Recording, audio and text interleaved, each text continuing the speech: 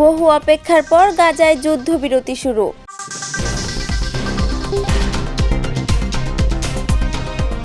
ফিলিস্তিনের গাজা উপত্যকায় কয়েক ঘন্টা বিলম্বের পর বহুল প্রতীক্ষিত যুদ্ধবিরতি কার্যকর হয়েছে। যুদ্ধবিরতি চুক্তির অন্যতম মধ্যস্থতাকারী দেশ কাতার একথা নিশ্চিত করেছে।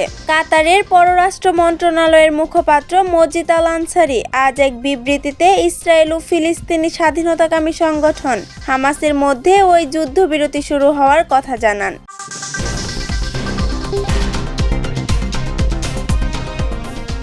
মুখপাত্র বলেন, গাজায় যুদ্ধবিরতি শুরু হওয়ার পর আজ ইসরায়েলের কাছে 3 জিম্মিকে তুলে দেওয়া হবে।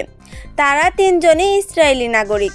এর আগে ইসরায়েলের প্রধানমন্ত্রী বেনিয়ামিন নেতানিয়াহুর কার্যালয়ে আজ সকালে 3 ঘন্টা বিলম্বে যুদ্ধবিরতি কার্যকর হবে বলে ঘোষণা দেয়।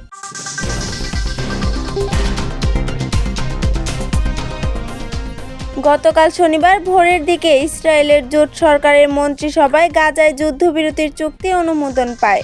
এর আগে গত শুক্রবার ইসরায়েলের জাতীয় নিরাপত্তা বিষয়ক মন্ত্রিসভা যুদ্ধবিরতি চুক্তি অনুমোদন করে।